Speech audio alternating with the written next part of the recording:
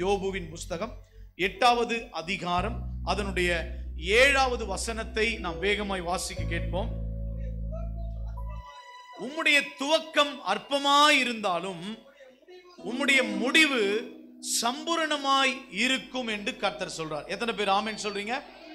யோபுடைய வாழ்க்கையில் எல்லாவற்றையும் இழந்த நேரத்தில், அவன் வாழ்க்கையில் பிள்ளைகளெல்லாம் மரித்து போன சூழ்நிலையில், அவனுடைய ஆஸ்திகள், அந்தஸ்து, சொத்துக்கள், அவனுடைய எல்லா நன்மைகளையும் இழந்து போன நேரத்திலே அவனுக்கு ஆண்டவர் என்ன சொல்றார்? உம்முடைய துவக்கம் அற்பமாய் இருந்தாலும் முடிவு சம்பூர்ணமாக இருக்கும் என்று கர்த்தர் வாக்குரைக்கிறார். என் அன்பு பிள்ளைகளே, நம்முடைய வாழ்க்கையில் கூட நிறைய குறைவுகள் இருக்கிறது. நன்றாய் நாட்கள் ஓடுகிறது, ஆனால் குறைவு நிறைவாக்கப்படவில்லை. வசனங்கள் குறைவுகள் எல்லாம் நிறைவாகும் என்று சொல்லப்பட்டிருக்கிறது. ஆனால் இன்றைக்கும் நம்முடைய குடும்பத்திலே குறைவுகள் நிறைவாகவே இல்லை.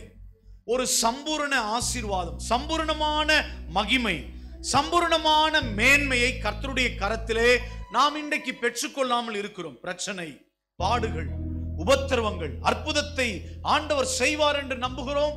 அடுத்த மாசம் மறுபடியும் ஜெபம் வந்துருது, ஆனாலும் நன்மை, அற்புதம் நடக்கவே இல்லை. சோர்ந்து போக வேண்டாம். கர்த்தர் இன்றைக்கும் நம்முடைய துவக்கம் அற்பமாக இருக்கும், ஆனால் கர்த்தர் நமக்கான ஒரு முடிவை வைத்திருக்கிறார். அந்த முடிவு சம்பூர்ணமாய் இருக்க போகிறது.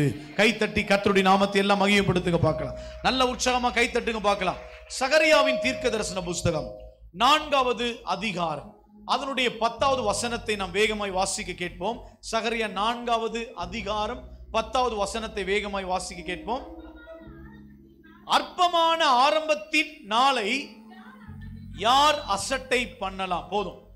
இன்றைக்கு அற்பமான நாளை யார் அசட்டை பண்ணலாம்?